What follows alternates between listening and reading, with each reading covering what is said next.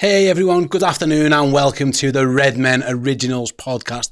I'm Ste, joined by Chris Pajak, and this week's special guest, we've got Ste Plunkett and we've got Lewis Aspinall because everyone's away.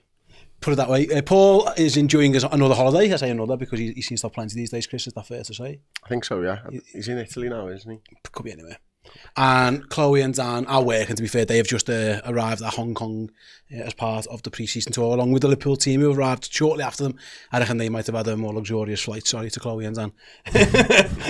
Economy for 14 hours. If Ryanair did flights out there, they'd have been on a Ryanair, but they don't. Any position. Now, if you want Chloe and Dan to have first class on the way home, subscribe to Redmen Plus, buy some merch, keep it liking and subscribing, and jobs are good. And yeah, throughout the course of the show, we are going to be speaking in part one about transfers. Hugo Ekitike, if he agreed, we'll be speaking about him. Little chat about Luis Diaz and his desire to leave Liverpool Football Club, what that means in terms of other signings, Alex Isak, Rodrigo, and then we'll have a little look about maybe centre-backs as well. And then in part two, we're going to have a little look at the touring squad, who's made it, who hasn't gone, and what that means and all that good stuff. Before we get into it, though, guys, I do want to... do you mind holding that up for me, Chris, for the camera? So, a lot of people have been asking us about Diogo Jota and how we're going to commemorate him within our studio, and it's absolutely something we wanted to do. So we have been given, kindly donated this shirt by the guys from Reds 1892 Memorabilia and Events. So the signed Diogo Jota shirt will be going up on the wall behind Chris in the next couple of days. That arrived just today. So thank you to them, and thank you to everyone who suggested we do something in the studio. We wholeheartedly agree. So that will be going up on the wall very, very shortly. Yeah, Forever 20 everywhere and including up on the wall as well, which is absolutely fantastic. And thanks to the guys from Reds 1892 for helping us out with that one. Right then, guys, let's get into the show. Chris, Hugo Ekitike, Liverpool have agreed a deal with Eintracht Frankfurt for Ekitike. £69 million, a potential of another £10 million in achievable add-ons. Again, the total could be in around £79 million, depending on how it all goes. It's a big fee for a young player, I think it's fair to say. Yeah, I think so. Obviously, 23 years old, just turned. It was June, wasn't it, that he turned 23 and stuff. But I think what Liverpool have seen in him is sort of this ability to be a bit of a creative force, maybe more than a finisher at the moment for me. I really like him, and what's always struck me every time I've watched him is his ability to link up play. And I think if you got sort of runners from deep like Florian Wirtz or Mo Salah getting into the penalty area, Gakpo, Diaz, etc., I think he'd link the forward players up really well. I think he also gives you that sort of speed on the counter-attack. You know, he's a bit of a wily runner at times when he's got the ball at his feet and stuff, and I think Liverpool in transition could really use someone like Hugo Ekitike. So I think it's a really good sign. I think Liverpool have long held an interest in Ekitike. I think Newcastle exactly the same. You know, they've had multiple bids, haven't they, sort of rejected for him and stuff, but it's really exciting for me. And I think the only sort of slight downer for me is there was a chance of us getting Isak. Yeah, and I think that if that just never existed, I'd have been so made up with this transfer, but it did, so I'm a bit like, oh, I'm really happy. Like a come down kind of but thing. It's a bit of a there's a little tinge of disappointment there for me. Absolutely, and we will speak about him later. Absolutely, Alex Isak. I'll come to you on it. He is a very young player, it's worth mentioning. I know it's a big feat. The last time Liverpool kind of did this for striker, it was Darwin Núñez, and by all accounts, he's about to exit the football club, you would think. Although, you know, his pre-season exploits, he might be trying his best not to do that. He's 4 goals in 2 games. But yeah, if you look at the stats actually in terms of the goals and the shots and the XG, they're actually very similar in Núñez and Ekitike in that both take loads of chances, both miss quite a few of them, both score big goals at important times, both score big goals in big games. I'm guessing, like what Chris says, Liverpool's thought here must be he must offer a better all-round package of football, and maybe Liverpool think he can improve in front of goal. And that was probably my first thought, is that we did that with Núñez and it hasn't worked. And there's always risk with young players who aren't proven, and we'll get to Isak, but he is proven, and that is why he would be everybody's go-to.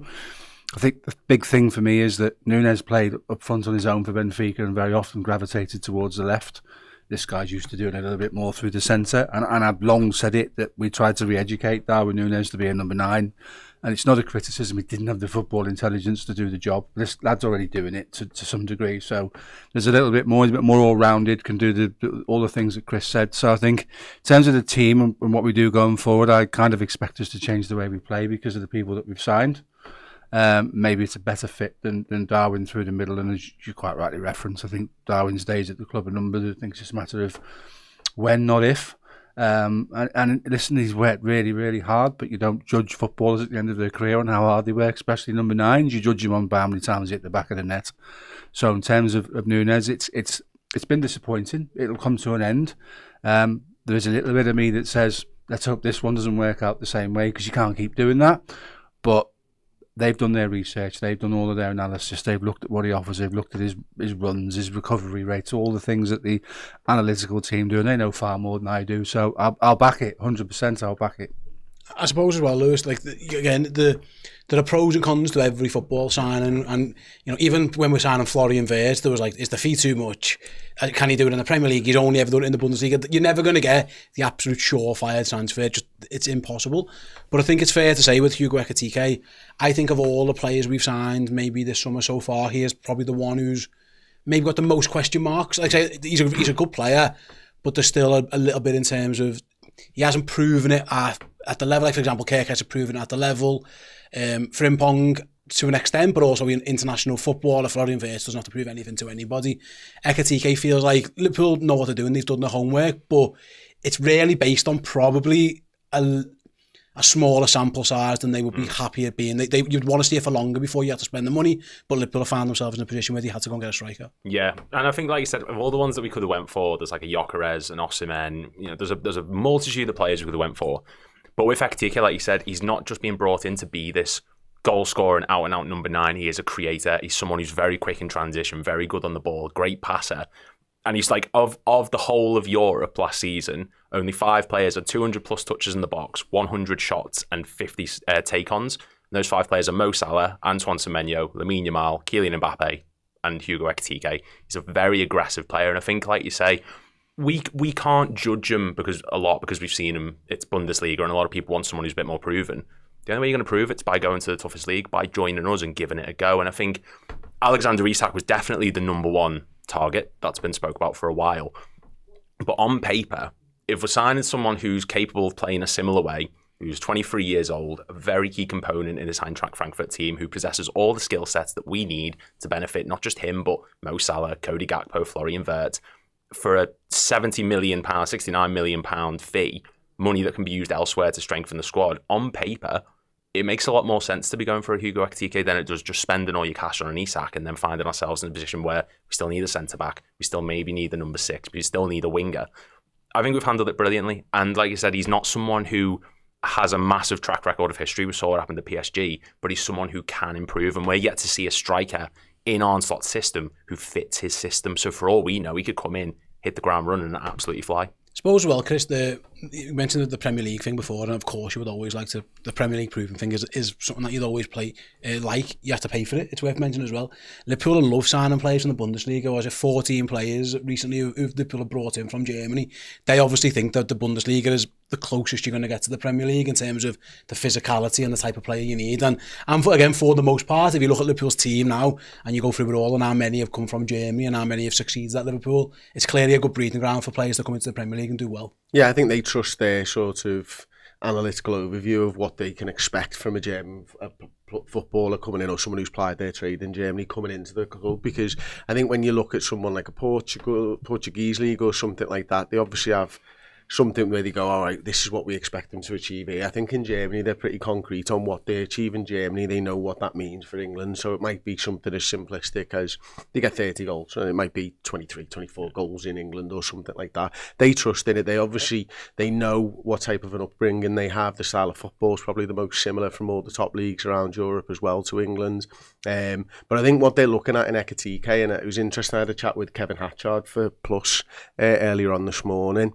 And obviously he's a Bundesliga commentator, so he's watched a lot of Eintracht Frankfurt and certainly last season. And what he sort of saw and said to me, and he goes into a lot more depth and detail on this, is that you know, while Marmoush was still at Frankfurt, he was very much able to take that step back and play that team role for Frankfurt. But also when Marmoush left to join Manchester City, it didn't quite go as he probably planned in terms of his output and stuff, but he did definitely sort of step up into a more leadership sort of forward role, knowing that he was kind of the main guy. And I think for me, when I'm looking at Ekitike, I'm looking at him and going, right, you got 2 years. You maybe got 2 years of Mo Salah.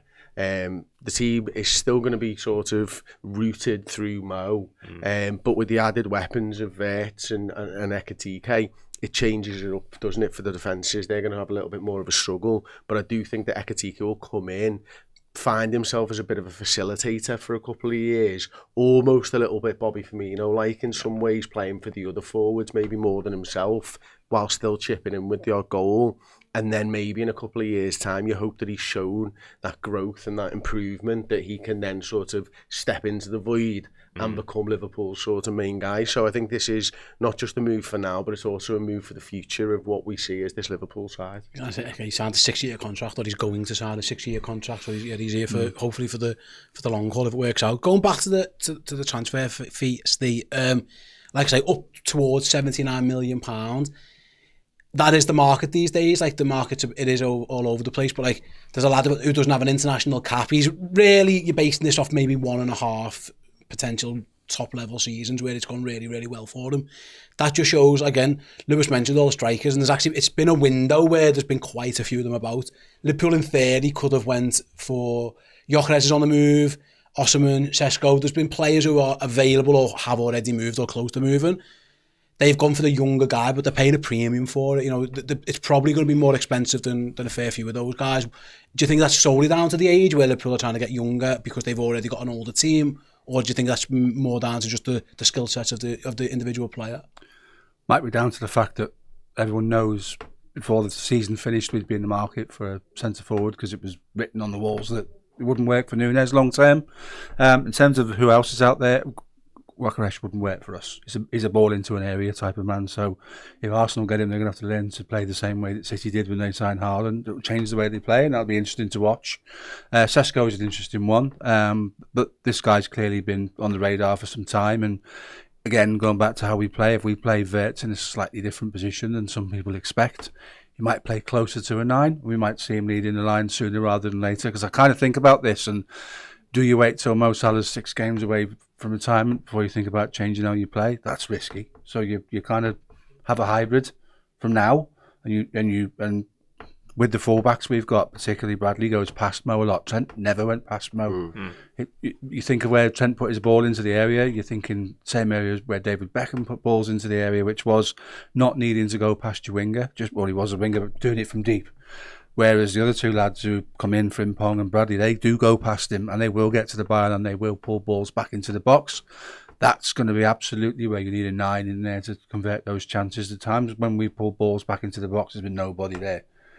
In years gone by, that's something we needed to address. So I can see why they did it. I think the fit is going to be key, and depending on how we utilise him, and I've said it now twice, but I do think we change a little bit how we play, and he might find himself playing higher up and through the middle than he anticipated. Again, it's down to what we do with Wirtz. Absolutely. And Lewis, let's talk about the squad as a whole for now, and the manager, and the way Liverpool have approached this transfer window. Like, it was weird because we've done plenty of shows in the past, and a lot of fans from PSV, for example, were saying things like, from Feyenoord rather, were saying things like, Arne Slot wins stuff, but then he did rip the team up. Like, he did that there, and he went again. Like, this is a serious window. Liverpool, there's more to come potentially, but already, you know, the goalkeeper, albeit a year after, but then Frimpong and Gyökeres and Wirtz and now Hugo Ekitike. Like, this isn't a coming into a team who lost and you're trying to rebuild them from scratch. This is a winning team, and yeah, they have decided that's one of the biggest transfer windows we're ever probably going to have. They've decided, even though winning the Premier League last year, they've still gone really big. What are your thoughts on why do you think they're doing this now? I think there's a few. I think one thing is with Klopp when he was at the helm, and this isn't a disrespect to Slot at all, but I think with Klopp it was a sort of, he could turn chicken shit into chicken salad. You could just say to him, right, make something of a Henderson, make something of a Milner, like do something with those players, you'll make it work. But I think as well, we've sort of learned from the mistakes of old. We won the Champions League last time, and the following season we won the Premier League. But that summer we signed Adrian, Van den Beek, Harvey Elliott. We win the league and we sign a backup left back in Tsimikas, sign Diogo Jota, fair enough, but we sign Thiago, who's incredibly injury prone. And we just never looked like we were really serious about pushing again. It always just seemed about balance and everything, balancing the books, get some sales out, we can go again next year maybe. This feels like a statement of intent from us that we've won the league, but this isn't us just going, okay, season off, rebuild.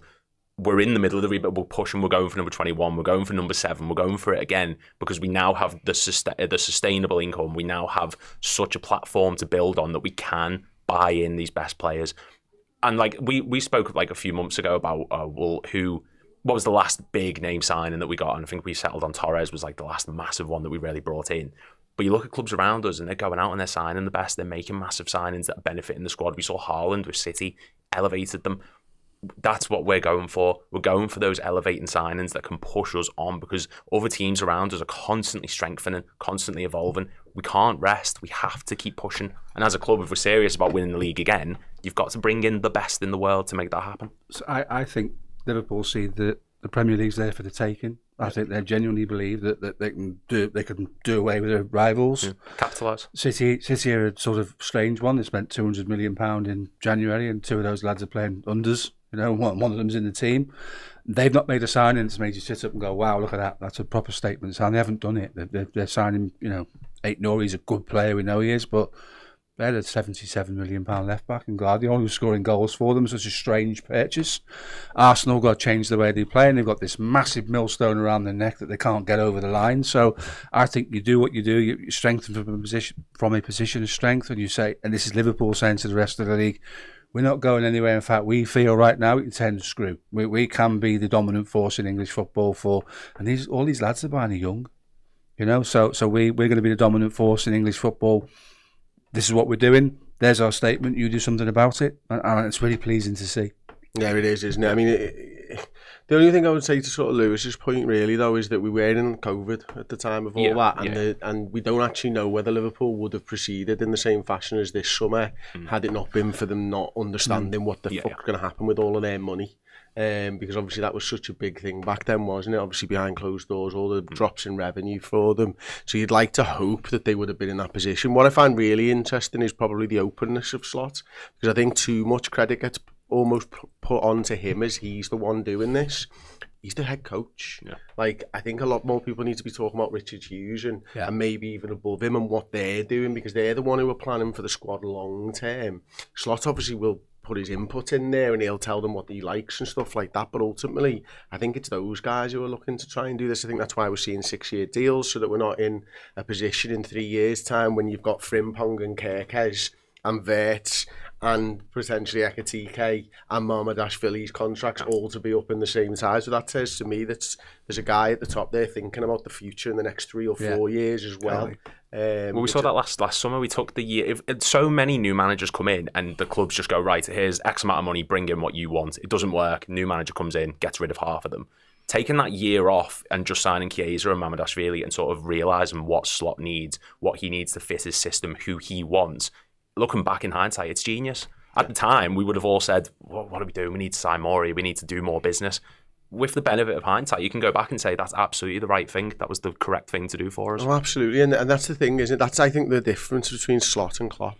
I think Klopp would have been quite happy just to keep the lads again, because that's the type of person and coach that he was. He just, they're his boys and he wants to keep going and stuff like that, doesn't he? Whereas I think with Slot, he's just a little bit more ruthless and he's gone, he's better than him. So I'll buy him. Look at Quanta. And I'll get rid of him. Slot's managing what's going on the pitch. Yeah. Whereas Klopp managed what's going on in the dressing room and in training and was like their dad. Whereas Slot's like, okay, you can see how frustrated he gets at times during the games and we're not doing what he wants us to do. And there's 20-minute periods in games where we either go to sleep or we don't capitalise, and I think he's trying to change that. Wrap up the Ekitike stuff here, Chris, before we move on to like what else is next, because that's what we do. You know, we haven't even signed that yet, and we're already looking towards the future. Let's play devil's advocate a little bit here. If this goes wrong, how does it go wrong? What is it that makes this not work, in your opinion? Because it is a gamble, we've all agreed. It's a big fee for a lad who hasn't exactly shown that he can do this season upon season out. Yeah, absolutely. I mean, it went wrong at PSG for him. Everyone knows that. He didn't manage to break into the side, did he? He goes back. I think Liverpool actually quite like that as a thing. We've signed Mo Salah, who had the same sort of thing, and once you can have that, show that bounce back ability. But so to play devil's advocate, I suppose, I think the comparisons will be drawn alongside Darwin Núñez. I think that's going to be the forever comparison if he's not scoring goals and if he's missing chances and stuff, isn't it? And, obviously, I think when you draw that comparison, you're also probably going to hear people talk about Alexander Isak and the way he puts the ball on the back of the net. So I think what Liverpool, I think, have probably learned from the Darwin Núñez thing is maybe a little bit more about the character of the player up here in terms of how's he affected game by game. Is he able to put those consistent performances week in, week out? Because Darwin Núñez has got talent. Yeah. Darwin Núñez can affect the game of football. Darwin Núñez's problem is he can't affect 38 games of football all season long. And that's there.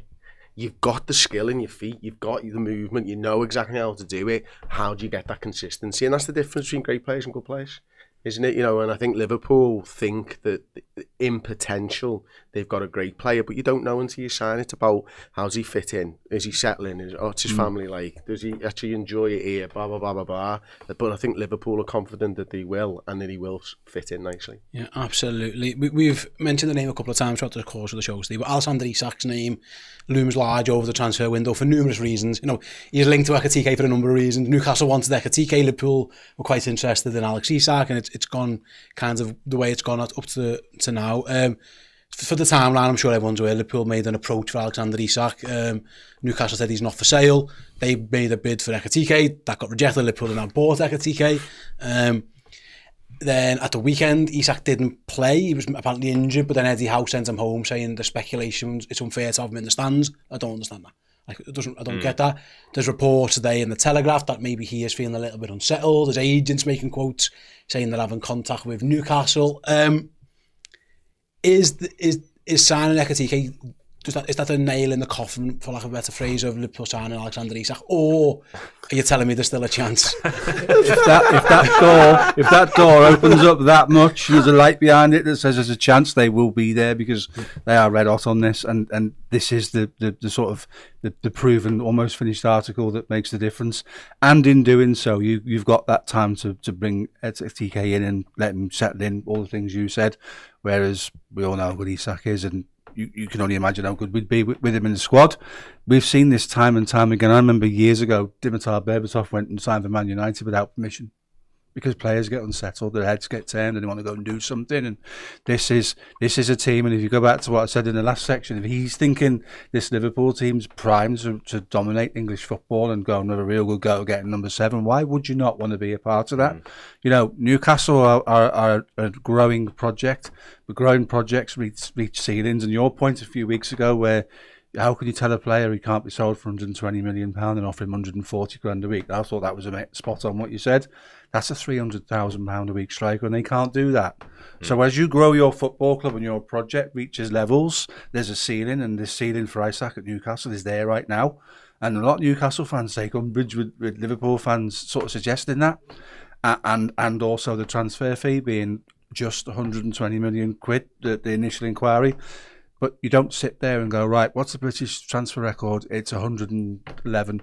Right, let's go and offer 150. You don't do that. You don't need to, because that's the top level is the top level. You test the water, and then you probably increase it if you need to. So I think, in answer to your question, if the door opens ajar, we're there.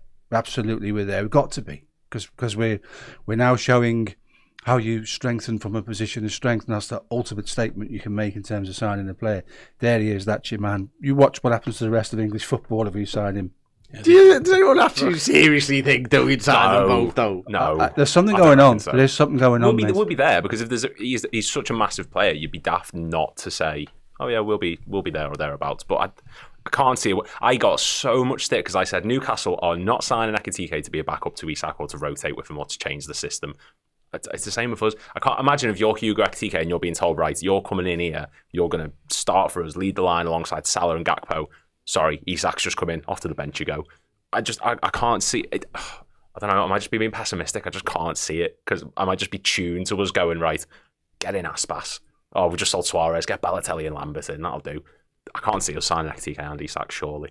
I must admit, I'm the same, but then equally, you know, I didn't see this transfer window coming. No, I mean, and it surprised me. So there is a part of me that's like hoping, goodness me, let's do it then. Let's just go 4-2-4. It's all on the player. Yeah, but then the midfield's so strong. Like if you can't surely have a place for both of them. I think it is an assault on the Champions League if Liverpool do something like that. To be honest with you, I think that PSG game looms large. I think Arne Slot probably lost sleep over the PSG side, saw the pace, saw the unbelievable talent at their disposal, saw the 4 players up front in rotation and thought, yeah, that's what we might need to win the Champions League. We've got a super chat here from Ryan. He says, great to see my mate Ste Plunkett on the show. There you go. That's for you, Ste. It says, do you guys think Isak refused to play the other day for Newcastle? Because I still think Liverpool would take the chance to sign him if the opportunity arose. He says, and then he goes on to say about Ekitike's profile does suit us and Slot. I don't think he refused to play Lewis, but the talk that he was sent home, but more so because Eddie Howe said it's unfair. What was he doing?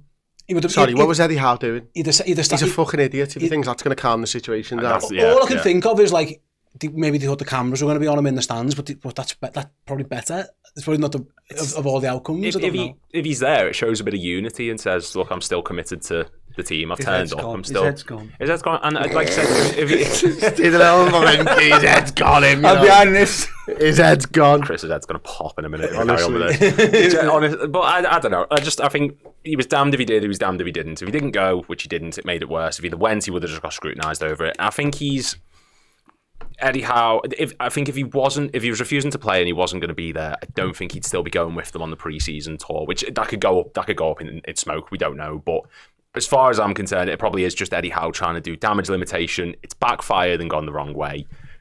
What are you going to do? Just keep confusing him. Fuck it. Just get him stressed. We don't exactly know where Alex Isak, what his plans are, what he wants, but the noises coming out suggest like maybe, I suppose, Chris, and we've said this a few times, Liverpool don't make approaches for players they don't think there's a chance of buying. Yeah. Because you're just like idiots, just what's the point in that one? So maybe there is a little bit in it. Maybe he just wants a new contract. There was talk that you say we don't.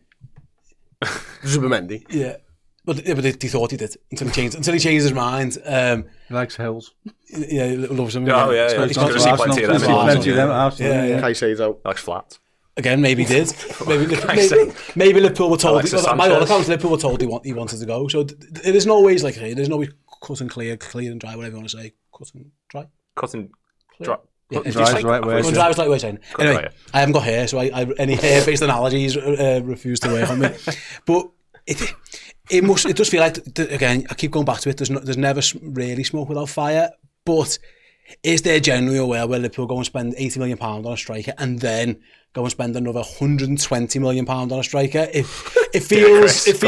feels absurd, but yeah, I go back to it. If you read the comments in the chat, if you read the super chat, if you read the mood of a lot of Liverpool supporters, I think there's a thing here where there's still a chance that we think this might happen. Yeah, it's mad. I just can't get my head around it, to be honest with you, because it's the dream. It's the absolute dream, isn't it? I think Steve's right. I think Liverpool do see it as a sort of, they could win 3, 4, 5 Premier Leagues on the bounce if they get this right this time around. And I think that's what Liverpool are looking at. I think they are looking, as Lewis said before, about number 7. And you are competing not just with the English clubs anymore. You are competing with those European sides week in, week out, almost, or year in, year out for the biggest honours. And how do you go about that? How do you go about competing for them? And you have to have a big squad. You have to have big players. You have to have game winners all over the pitch, and you have to have people who can step in when other people pick up injuries and stuff. And there maybe right now, Isak isn't available, but should he become available in a week or 2 weeks or a year's time, I think Liverpool will absolutely be there, because they never lose interest in a player when they like him. It's the age out, that's about it. And there's really no other clubs at the minute who are either in desperate need of getting a struck, because obviously Arsenal, Gyökeres, Chelsea have just signed all the players they have. There's no one else out there that you can really think, are you going to spend 150 million, 120 million on Isak? Because there's no one who desperately needs a striker. Buy and don't. Barca can't afford it. It's just the other Saudi Arabian owned teams, isn't it? So Newcastle owners, other teams. If he doesn't want to go Saudi, the door's right there. We've got a super chat here actually from Gary Kidson. I'll bring it up now. Gary says, if we sell Núñez, Diaz, Keys and Elliott, and obviously we've lost Diogo Jota, and Salah might be off in 2 years, so if we can sign Isak, we absolutely should. It is worth mentioning, Steve, you said before, and it really is an uncomfortable situation really with the Jota thing, and it's awful. Liverpool will have to acknowledge the fact that they need another striker to replace Diogo, unfortunately. And if they are going to sell Darwin Núñez and maybe sell Luis Diaz, we don't know where they're up to with either of those things. But even if you're keeping Diaz and just selling Núñez, there's only actually one recognised centre forward at the moment in the squad, and that will be Hugo Ekitike, who's going to be brand new to the team. Whether it's not Isak, whether it is, I don't know. It does still feel they are a striker short at this moment in time. I wonder if it can't be Alexander Isak, and we all hope it will be, is there another striker coming in, or is it this, we're talking like a versatile forward, someone who can do a little bit of everything, because you can't go into the season if they are going to sell Darwin and maybe let Luis Diaz go with just one centre forward. That's just unfeasible. It can't happen. No, you can't. You can't look at multiple pronged attacks on trophies with one striker and Dan's as your backup to that striker who himself suffers from injuries, growing pains and all that type of stuff. So I think there would have to be another look at another one. And I think if Diaz goes out the door, that might suggest the club think there's a chance there's another one. See what I'm doing here? Yeah. Going down that road again. And I want it to be that one. Of course I want it to be that one. I mean, I'm not underwhelmed by the signing of Ekitike at all. It's something that could blow up and be absolutely fantastic. But it's a lot of pressure on a young man's shoulders to go to a Premier League side that's just won the title, wants to go back-to-back, wants to win number 7. To learn to play like that, to learn to do all the things. And the Premier League's like no other. You're right about the connection between Germany and the Premier League being similar styles of play, because Italy and Spain are slow until the final third and then it accelerates quickly. Spain's very South American to watch, isn't it? So I think there are similarities between the two leagues, and it possibly does work for him, but you couldn't go into a season, and again, the super chat, God bless him, we find ourselves in a difficult position now through what's happened, and that has to be addressed. Can't get away from it. It has to be addressed. Maybe there is a second one. Maybe there is someone that's in the line of sight. If it's not that one, you've got to go and look at someone like Sesko, because you've got to have someone that is good at what they do, because ultimately scoring goals wins you games. And if you're playing a lad deep and then you've got Salah, who will be the mainstay for goals coming off the right, and at some point, given the age he is, that thing's going to happen. That happens to all footballers at mid-30s, as you wake up one morning and suddenly you've lost the yard of pace and the legs have gone. Happened with Gerrard, happened with Carragher. They just went to work one day and it didn't work. And that will happen. So we've got to have a plan, and we've got to have a strong enough squad to get through 70 games a season it would be, with the new structures of some of the competitions. That's wild. You could never ask a 23-year-old with one season's worth of experience to do that job for you across that many games. So that door closes or opens, whatever, there has to be a move towards somebody else. Can I interest you, Lewis and Rodrigo, then, because he's the other name that's been wildly touted. In terms of forwards, there's no other names being banned about, but his is. Lots come from ESPN Brazil over the weekend, saying Liverpool are interested. Actually, I think it was more towards the end of last week. More reports over this weekend that he potentially could be on his way out to Real Madrid, wants to play more, all that kind of stuff. We'll touch on Luis Diaz, because it might have to be one in, one out, but we used Luis Diaz last year, Lewis, as a temporary solution to striker, but it was more, again, a case of the manager just wanting to get somebody up there, linked up or whatever. Now, Rodrigo, although he's a winger, he can play up front. He's actually played a lot of football as a centre forward as well, a lot of it for Real Madrid. If you've watched any Champions League games when Real Madrid play an English team, often he scored against them. That was kind of what his thing was about. But I suppose if you do bring in a Rodrigo, there's enough there where you can get him enough, because he can do so many jobs. He can get his game elsewhere, but also then if he's your number 2 centre forward option, he can play that as well. So I don't know how valid the links are. The sources are reputable, and some of them are really stressing that it could be something that's on the cards. But it does tick a lot of boxes, that one, in terms of what he offers, the style of play, the profile of player in this mad window where Liverpool are signing Galacticos.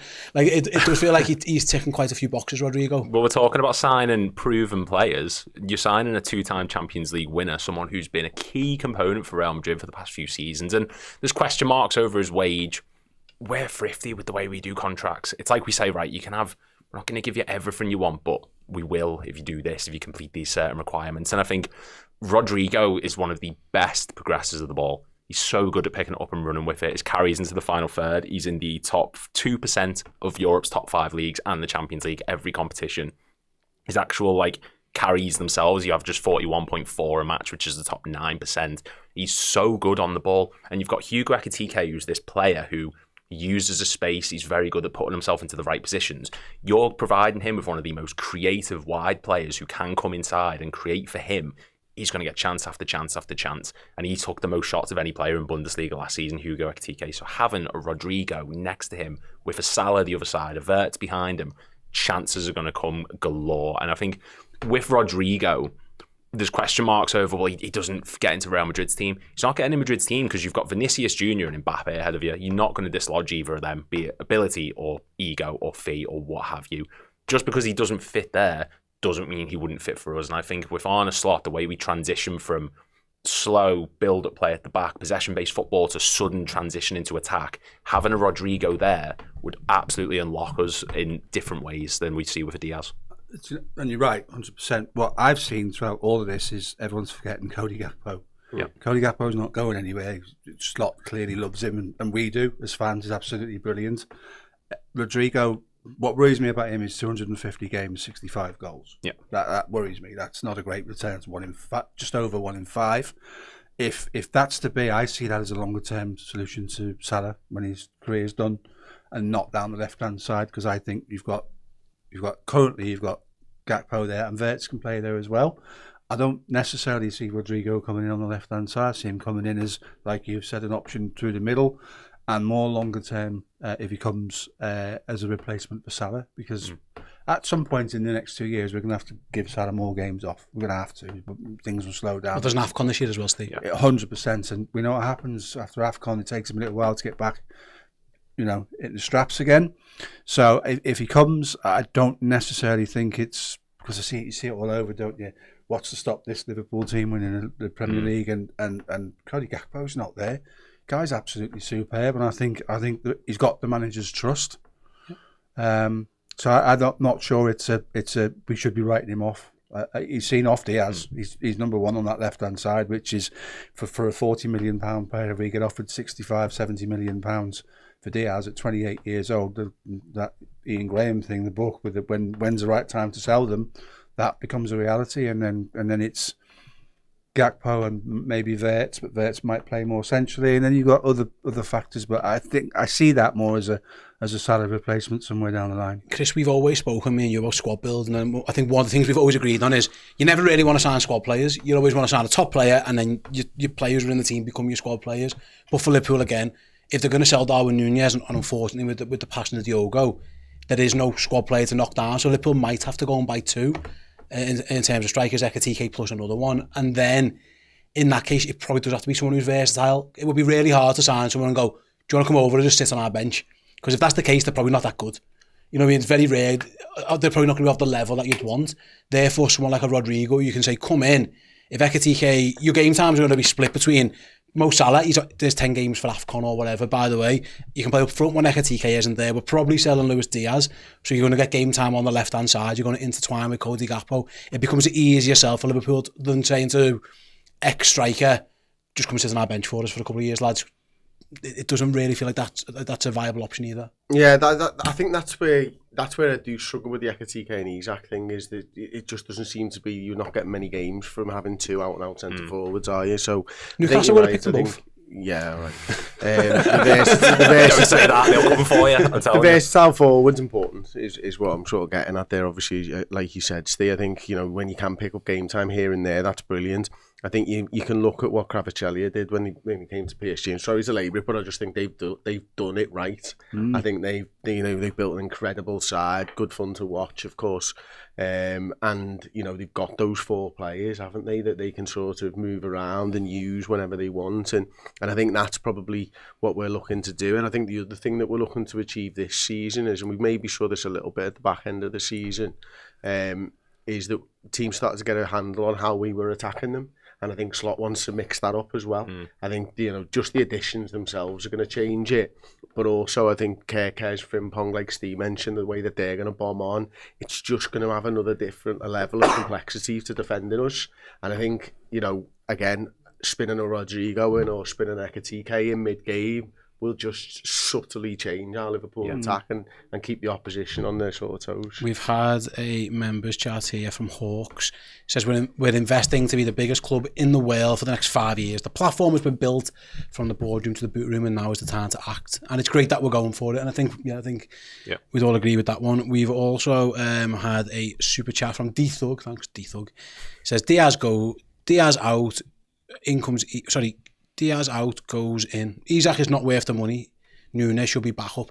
There's no world, Lewis, is there? We don't think Darwin's staying. I mean, it might, because someone's going to buy him, but at this moment in time, it doesn't feel like that's going to be the case. It feels like Liverpool might sell Darwin and then, like, say, go again. Yeah, I think we have to at this point. And like you said, Perfect, it's not a disrespect on Nunes because he's a talented player. If he could go to so many teams, so many different leagues, I think he'd smash it. I think he'd do well in Spain, Bundesliga maybe, be one of those players like a Timo Werner who's just fit for that division. But after 3 years, and I've said it a billion times, you can't be in your third season as our most expensive forward and still have question marks over whether you're good enough. You either are or you aren't. And the evidence has shown that he's just not good enough. And he does have those big moments like Brentford, like Forest, like the Madrid back heel, the Community Shield, Newcastle, etc. But we need someone who's consistent. We need someone who can provide, not just in big clutch moments, but on the regular matches, just producing good performances solidly throughout the season. It's good. It's all well and good having 2, 3, 4 big moments a season. We don't need that. We need consistency. And for Nunez now, selling him this season represents the best chance that we're going to get the most money for him. Yeah. If he's sat as a backup for the coming season, he's not going to get any more game time. He's not going to produce those big moments, unlikely anyway. His value is just going to go down. And we're going to be at a point where we're at a massive, massive loss. Let's talk Luis Diaz then. He wants to go. Liverpool have put a price on him. Someone's got to match it. It's not going to be Barcelona. We're going to speak about it on the Bias Football podcast, Bias Transfer podcast, whatever you want to call it. But they're going for Marcus Rashford. They've made that decision. That's going to be that's their decision. Fair play to them. Hope it goes well. All the best. So it feels like it's Saudi Arabia or Bayern Munich for Luis Diaz. But the fact that he's told them he wants to leave is hugely significant here. It'll be interesting to see what they do, how they play out this one, and what it all goes to. Because if they're going to look to sign someone, you'd imagine they might have to, again, whether it's just room in the squad, the non-homegrown thing, just pure cash, someone might have to go as well as Darwin, and it feels like Diaz could be that man. Yeah, it's not like this hasn't been signposted. His family have been agitated for a move for a couple of years now. Every time someone sticks a camera in front of his dad, he tries to sell him. So, it does, it's the reality of it. And at 28... Yeah, exactly, yeah. And at 28 and seeking a pay rise, this is probably the right time to do what we need to do. And it's good money for him. You can bring in 25, 30 million more than you paid for him. That sweet spot of our transfers at 40 million is kind of gone now, hasn't it? It's looking like 60 or 70. You can get that kind of money. You can get that kind of money for a 28-year-old. And listen, when Mo dropped off a little bit at the end of the season, Diaz stepped up. And at the start of the season, Diaz stepped up. But there's always a 4 or 5 month gap in the season where his endeavour and his work rate's great, but his output isn't. And I think we've all of us have had conversations between ourselves saying how good would he be if we had more output from him. And that output isn't there. For the positions he gets himself into, he should score more goals. And the problem is he's always going to be measured against Sadio Mane, and that's only one Sadio Mane. So, in that regard, 65 million pound for a 28-year-old agitating for a contract or a move, I think you've got to do it. Amazing deal. Bayern have got to put the money up, haven't they? That's the difference here. And Liverpool, I think Chris will hold firm. Like, I don't think Liverpool will have any problem saying to Luis Diaz, you're staying, unless someone gives the money. They've done it loads of times. And, Kevin Kelleher wasn't allowed to leave last summer. Paul Nat Phillips only just got out because no one stumped the money up for him. This is on a whole different level of player, of course, and it's a guy who wants to be in your team. But I don't think Liverpool are going to be selling Luis Diaz on the cheap if he goes. No, absolutely not. And I think, I can't help but think about the fee that Liverpool are going to buy Ekitike for and think, goodness me, you get a 23-year-old with all that potential, and for about 5 million less, you sell Diaz. It's an incredible sort of in and out if it was to happen in the same week, isn't it? It does actually free the money up, which I do think the money's there anyway for an Isak as well. But Diaz is just set up, man. Mate, I'm tenting down here.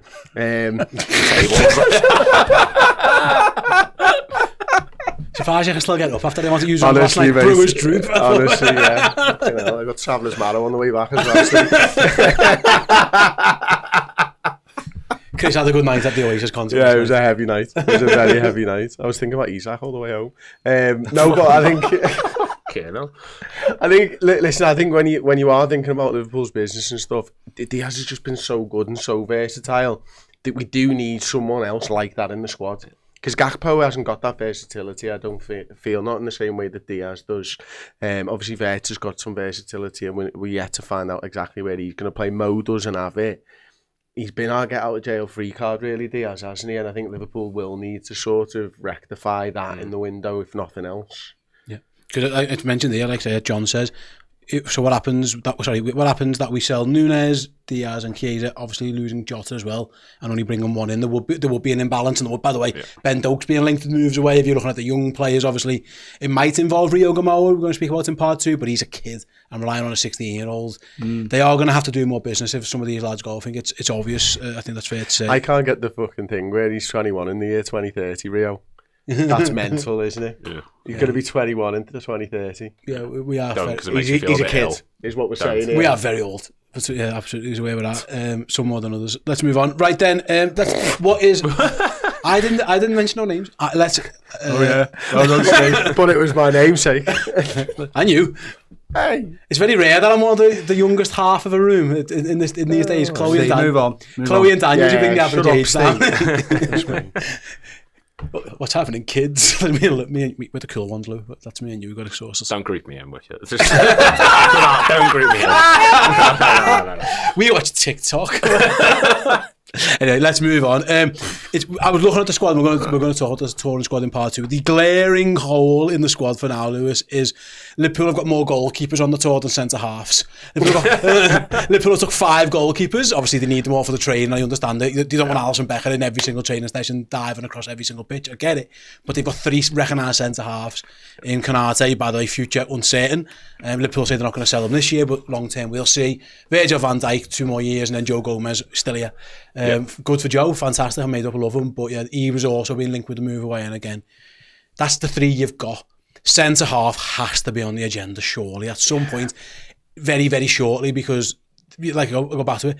In the pre-season, Andy Robertson, Lucas Stevenson, Kostas Tsimikas, Wataru Endo have all had to play centre half. Yeah. You cannot possibly go into a season with just these 3 lads. There has to be a centre back somewhere. We don't need 2020, 2021 all over again, where we end up with like Henderson as centre back and just none of that, please. No, you're right. We've got to sign someone. It's been on the wall even before this summer window, and now we've lost Quanta, which just adds even more of a blow to that. They don't let him go without a plan, surely. No, they must have a plan, and I think there is like this Gahey stuff seems to be heating up. There's other players out there like Castello Lucaba. You'd be a really good option.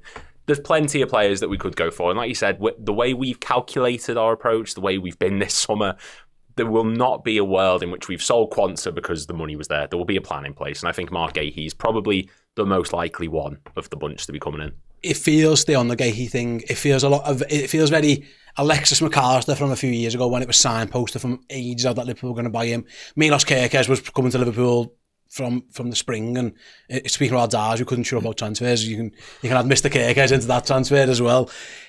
All signs go to Mark Gahey. I know Dan spoke to Sammy Mockbell of the BBC for Redmen Plus over the weekend. Check it out. There's a clip on our website as well for free if you want to go and check it out. And he was of the thing, it was like, it feels like more of a matter of when than if. That Palace, they've been trying to deal with all this European stuff. They've had a lot on.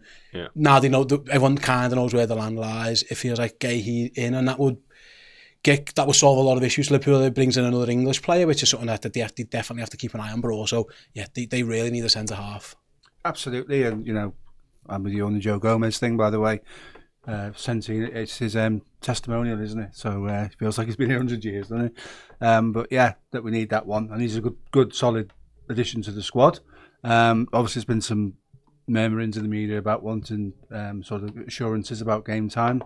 You can't sign from Crystal Palace to Liverpool and demand that you play more often than you don't. But the reality is, Virgil's 34 now, so there'll be times when we don't play Virgil. I think the big thing for me is, whatever we do centre half wise in the next couple of years, nobody has ever stepped up when Virgil's not been in the team. We look lost.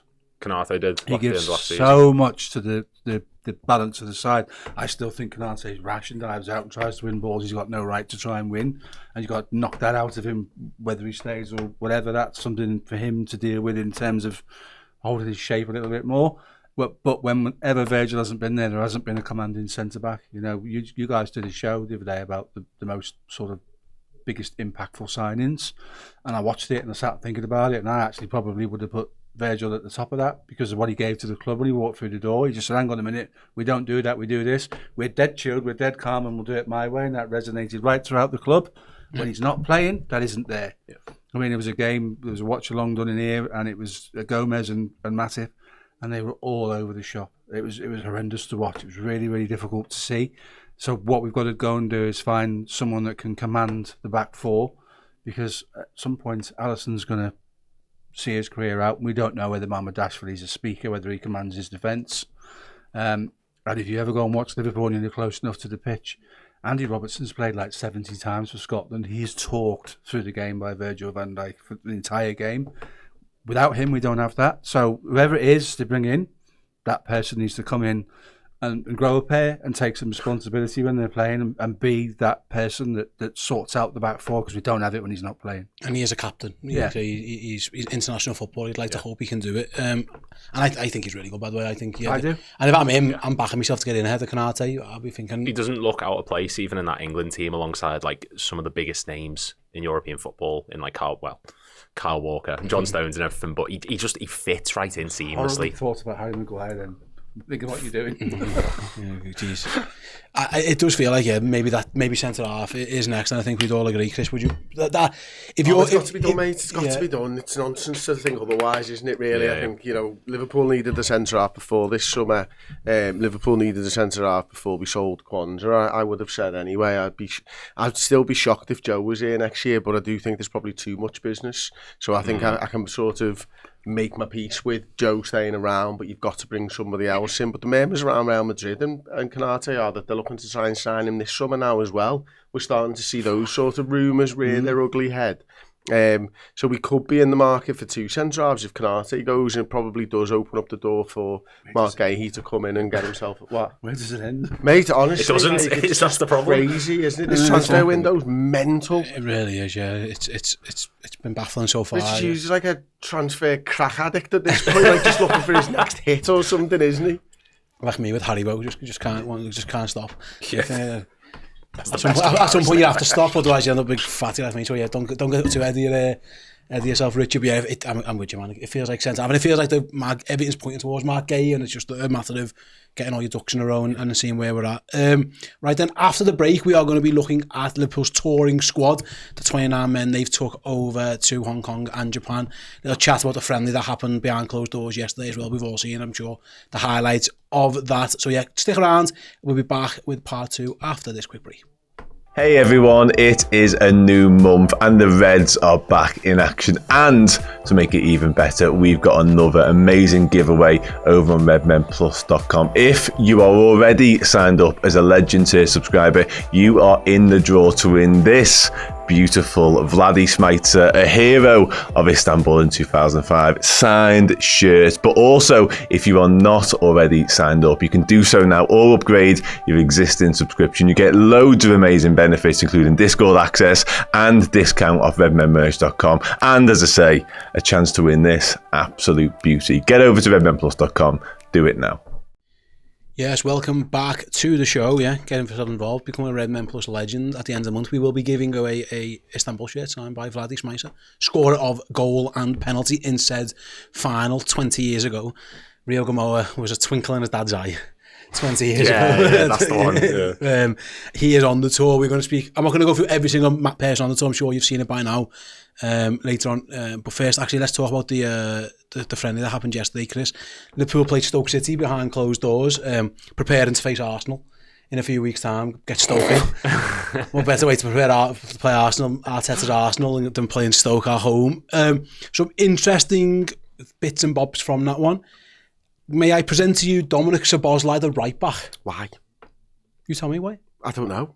Is it just because it can't be because we haven't got no right backs, because in the second half, 2 of them played. Yeah. So do you think Jamie, the manager, was just having a little look at Dominic Szoboszlai, the right back option, because he's done this for a reason? He could easily have just gone Bradley 1, Frimpong 2, but he's put Szoboszlai there for a reason. Yeah, I don't know. I've got no idea why he would do that, but I am sort of reminded of that Brighton game towards the back end of the season where Dom played a little bit deeper and started spraying balls around like he was peak Steven Gerrard in the midfield. And, you know, when you do think about what we're going to lose with Trent Alexander-Arnold, there is that sort of ability, that rake and pass from one side to the other, and Dom has that in him. And then you're sort of thinking, well, where's Wirtz going to play? I think the general consensus is that Wirtz is going to play in a position where Dom was playing last season.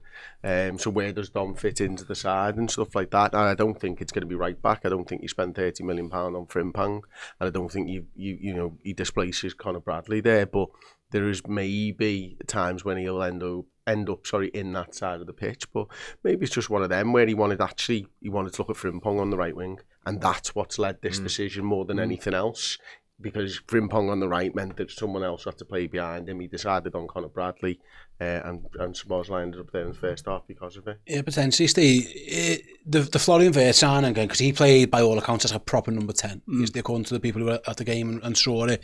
And again, you see that on the highlights, the little casual little layoffs. He looked $1 million from what I've seen on YouTube, albeit against Stoke City in front of no fans at the training ground.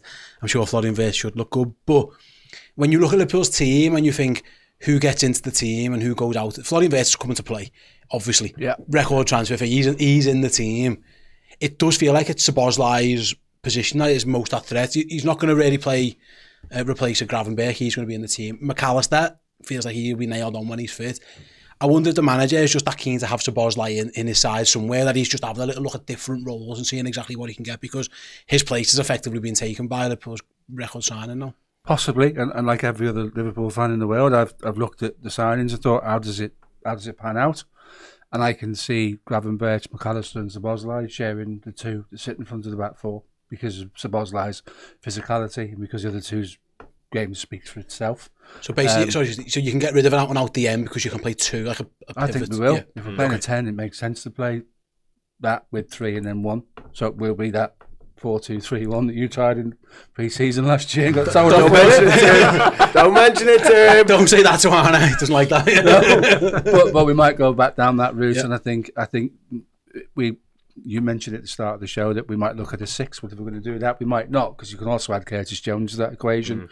You've got 4 good lads to play in 2 positions, and if you need to for cup games, you can draft in Endo, can't you, to play in those positions, and he'll give you the cover in the back positions as well in cup games and things like that. So I think potentially in games where you dominate the ball, and certainly Stoke away, and Stoke in a pre-season friendly with no fans, get there in the end, is a game where you absolutely see the ball all the time, and you might use his range of passing. But I think the longer he stays in the Liverpool team, the more we sort of look at his defensive attributes, his recoveries and his physicality, and go, that's insane. You know, that's ridiculous what that guy can do. So I think, and I'll probably be proven wrong, but I think it's 2 sitting in front of a back 4, and I think those 4 lads will cover those positions well, and then further forward we'll see what occurs there. But I just think it might be a case of getting minutes in the legs. It might just be he needs a good blowout. You know what I mean? Go and have a stretch your legs and see how you feel. So yeah, I don't think for 1 minute you're right that we've got Bradley and Frimpong and Gomez can go there as well. That suddenly you go, okay, it's Dom, you 3 sit on the bench and watch. I don't think we live in that world. I just think it was a case of it's a run out. It's good to get air in the lungs and minutes in the legs, and you're controlling the game from start to finish, aren't you? To be fair, makes sense. On that then, Lewis, the other, because Dominic Szoboszlai did play right back in the first half, Jamie Frimpong played right wing in the second half. So the second half team ended up with it was a mad team. The second half team cost us Timmercasters playing centre half, which maybe again goes to Steve's thing of just getting minutes in legs. But effectively, you had Ben Doak, Cody Gakpo, Federico Chiesa, and Jamie Frimpong, almost like a 4. I think Gakpo was just playing that 10 role. Maybe I'm not sure. Or Chiesa was centre. I'm not quite sure. I think Chiesa ended up playing centre actually from his goal. But yeah, it was interesting that the manager gave Bradley and Frimpong game time together, because again, speaking of AFCON, maybe down the line that is an option that Liverpool use. Maybe certain games they might use Jeremy Frimpong as a right winger, and he certainly did it. He's involved in the goal, albeit again it was friendly against Stoke, whatever. But nice to see that the manager's got that idea. He isn't just coming in to be a right back. He's clearly got ideas of playing him on that right hand side as well. Well, we talk about how we need forwards who are fluid, ones who are versatile. You need the same with midfielders. You need the same with fullbacks. And like you said, I think he's just covering his basis. If there's any game to do it, it's a behind closed door friendly against Stoke. Like you said, we're going to dominate that game. Put Szoboszlai at right back, put Frimpong at right wing, put Chiesa through the middle. Who's asked?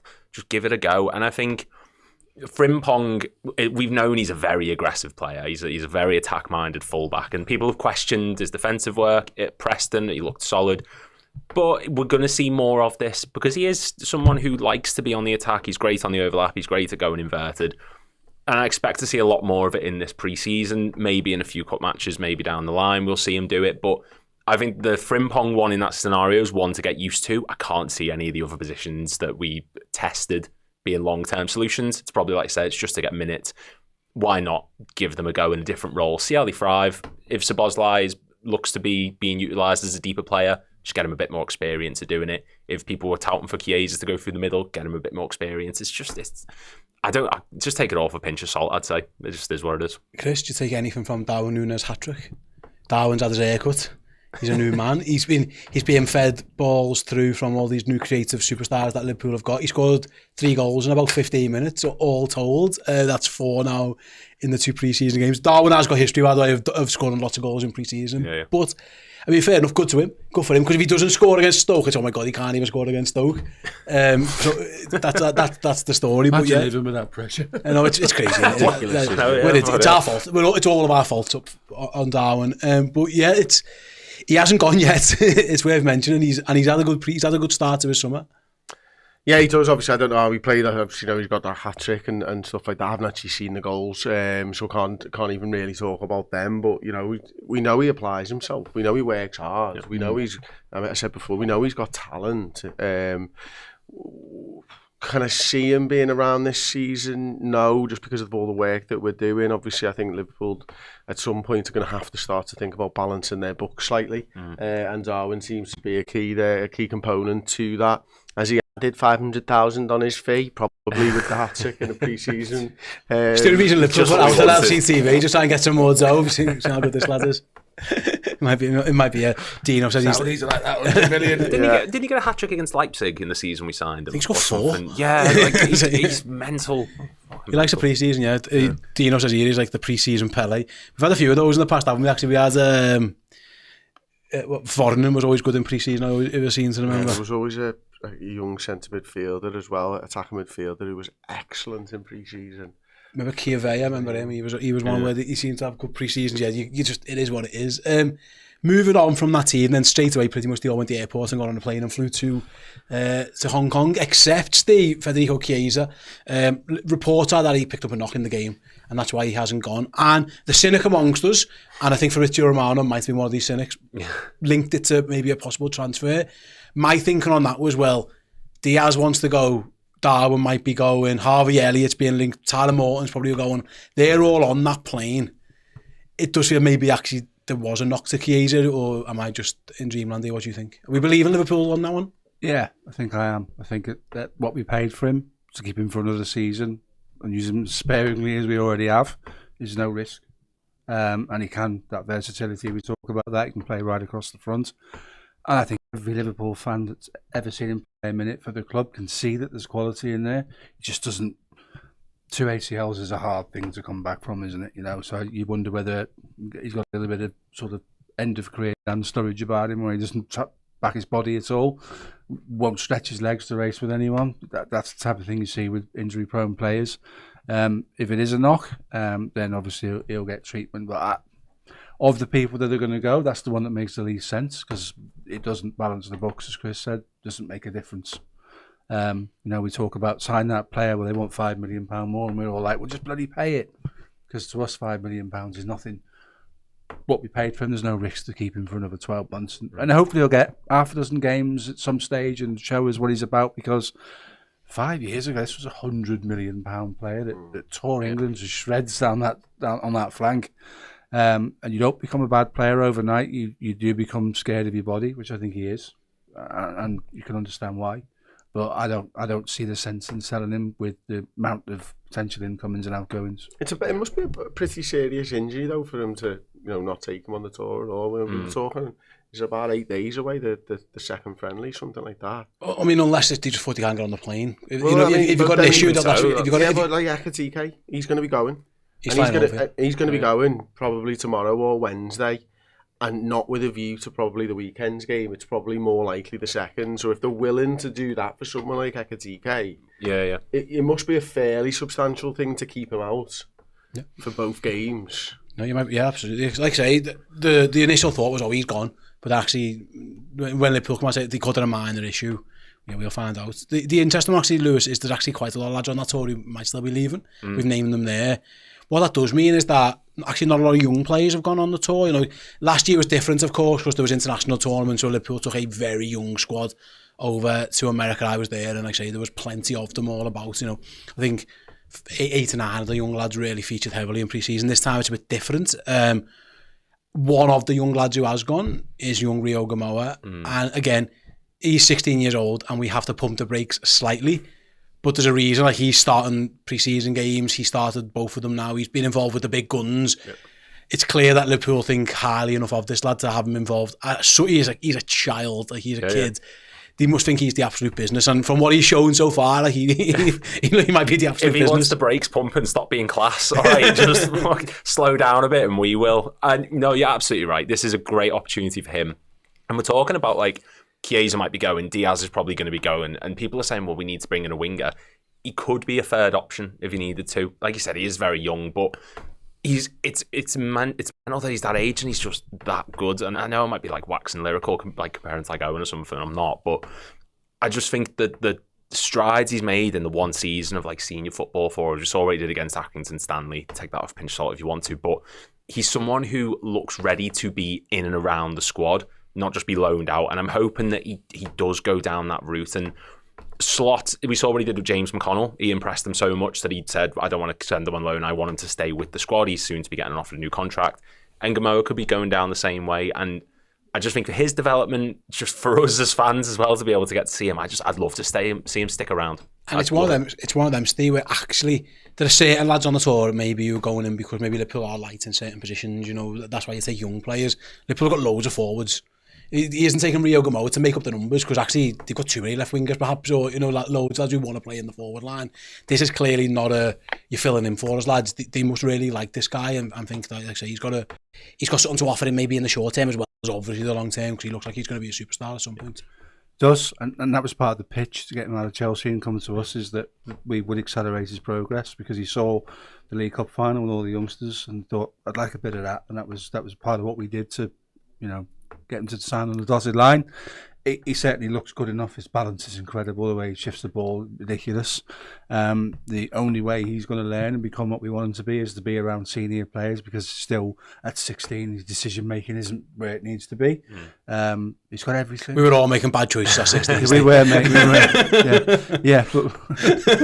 But at the end of the day, he's only going to benefit from being away with the lads and watch a little bit of what Gakpo does and watch a little bit of what Diaz will do when he gets game time, and understand that it's all very well being able to beat a man and drop a shoulder and go around him, but what I've started to see him do is beat a man and pull the ball back into centre midfield so we can build again, and that's really mature for a 16-year-old. The end product's not going to be there at this stage, but how do you tell a lad to come and play for you because we're going to give you opportunities and then leave him at home? Yep. And you're right. He's definitely a third option down that side, whether it be last 15 minutes. You think about what City did, the way they brought Foden into their squad for over a couple of years. When you're 3-0 up, he comes on and gets the fourth goal and goes home feeling like he's 10 foot tall. That's how you develop young players into what you want from them. Long may that continue. He should be on the tour as well. It's interesting because again, it's rare and footy's mad, but just comment here, Michael Owen was 18 when 17 when he broke in. James Milner was playing first team footy at 16. Wayne Rooney scored that goal against Arsenal, I think 16 years old. There is precedent. If you're they're top players. They're the elite players, don't get me wrong, but at some point they're just too good for young football, and you've got to get them involved, and maybe that's where Liverpool have decided they are Rio Gamoa. They don't have to take him on tour. They've got Diaz, they've got Gakpo on the tour, they can always use Florian Wirtz on the left hand side. Harvey Elliott's about, he can do that job as well. They're obviously blood and Rio Gamoa, and it feels like maybe sooner rather than later he could be properly in and around it. Yeah, I mean, there's loads of examples, isn't there? You go back further back, you got an Elka from Arsenal at 17 years old. Cesc Fabregas comes in really early as well, doesn't he, and starts tearing the league apart. If you're good enough, you're old enough, yeah. He reminds me of the way that sort of Sterling broke through at Liverpool, really, more than anything, like, do you know what I mean? Where, you know, at some point he breaks into the sides and he's not that main guy, but then by the time, you know, he ends up leaving us, he really is one of the more senior players and stuff in the side. And, you know, whatever you think of Raheem Sterling, he's won a lot of trophies, and he's had a good career for that type of stuff, hasn't he? Scored a lot of goals as well, admittedly a lot of tap-ins, of course, because he can't strike a football, as Dan would say. Even when he's on the other side of the world, Dan still gets a shot in at Raheem Sterling on the Redmen Originals podcast. Not even here to do it. He'll be proud. He'll be proud of it. Rio's magnificent. You can see that. You can see the balance. They just look different, don't they? Some players just look different. Yeah, 16 years old, he needs that experience. He needs to be going up against men week in, week out and stuff. But, you know, will it be this season? I imagine he's going to get some opportunities in some games. I think the big bench probably helps youth players coming in nowadays, doesn't it? I expect it probably to be more cup. I also think this is one of the reasons that Liverpool weren't too bothered about potentially running Diaz's contract down. I do think there's that sort of crossover where you go, well, Diaz has got a couple of years left on it. Rio's 18. Where is he at this point? Are we really too concerned? Can we happily just use Diaz if no bid comes in, and we've already got the replacement that we don't need to spend money on? So I think he's having an impact across everything that we're doing because of the talent that he's got. In terms of the people who've missed out, it's unfortunate injury-wise. Stefan Bajcetic, Jayden Danns, James McConnell all miss out due to various injuries as well. And then the rest of the young lads. McConnell signing a new deal, did I? He's going to sign a new deal. He might go out on loan, but he's injured at this moment in time, so he couldn't have gone anyway. But yes, he's linked with Ipswich and West Brom. On loan, which would be good for him. I think he wants to go out on loan last year, actually, and Arnold wouldn't let him because he impressed him so much. It's a shame, isn't it, Steve, for Jayden Danns, because you mentioned him earlier a couple of times. Now, there would have been room for a striker to play at this moment in time. Again, one's on his way out there, one maybe on leaving the football club. Jayden Danns led that line against PSV, actually, in that game when Darwin Núñez wasn't available. It can happen to young players. He's a big lad, he's growing, he's clearly getting these stress fractures in his back, and he was meant to be going, so I don't know, again, maybe there's a precautionary thing of a long flight with someone with a bad back or something, but it's a shame for him. Yeah, we really. Previously shut that up. Yeah, Phil Coutinho's on his back in on a flight, so we don't want to forget about Jayden Danns, because everyone realises who's watched him how good he is, but it's very evident how quickly he can become the forgotten man. I think it's a big shame there, because again, there's definitely potentially minutes for him coming up this season. Oh, totally. And when we gave him the opportunities, he didn't let anybody down, did he? You know, it looks like he's got a lot of the things, the ingredients you want, and he's hungry to develop and hungry. That's why he went on his loan rather than staying around the first team squad. Albeit didn't get loads of minutes for injury purposes, but the intention, the right intention was there. He will, if we can get him fit and sort that out, and it's his growing issues again, and it happens. And one of our best players, Gerrard, suffered similar things, maybe not stress fractures, but certainly growing problems. Curtis Jones had them as well. Yeah, and so it's one of those. They track now when they stop growing, don't they? They can tell you when they're going to stop growing. So maybe a good rehab on his back, a good session in the gym with Chiesa when they're both getting themselves fit. He will get minutes, because we have to use him. He has to be involved because of the numbers game we're playing. So it's a shame, because he looks a good lad, and he looks like he's honest. He works hard, and when he scores, he seems to find himself in the right place, doesn't he? That's just an instinct. That's natural. It's very difficult to teach someone to find themselves in the right position. How do you do that? It's a natural thing. And when he scores goals, you can see how much it means to him. So his future in the club, injuries aside, looks long and bright. And it's just a shame. This would have been a good opportunity for him. Yeah, absolutely. Yeah, it's a shame. Like I say, on Ekitike, by the way, for the manager report, he's on Merseyside now having his medical. The aim is, by the way, for him to... No, that's not what he says. He's what? It says Hugo Ekitike lands on Merseyside today ahead of medical tests on Tuesday as New Liverpool. Okay, so he's landing today. He'll have his medical tomorrow, and then he'll be flying out to join said tour at some point. Probably the Milan game maybe comes a bit too early, but you might see him in the Japan game. All being well, where Liverpool might need some strikers because they currently don't have too many of them on the tour as we speak. Right then, guys, that is it for the Redmen Originals podcast. Stick around though for our Redmen Plus subscribers. We are going over to the Biased Transfer podcast. We're going to be speaking about Marcus Rashford driver going to Barcelona. Why doesn't anyone want to go to Newcastle? Why are Newcastle missing out on all their signings? Why are Arsenal buying more mediocre players from Chelsea? That'll all be answered on this week's Biased Transfer podcast. So yeah, go and check that out over on Redmen Plus. We'll be having a little break and then going live over there. Thanks to Lewis and Steve for filling in. Thanks to Chris for braving the hangover of an Oasis gig. Thanks to you guys for watching or listening to the show. We'll catch us all next time. Take care.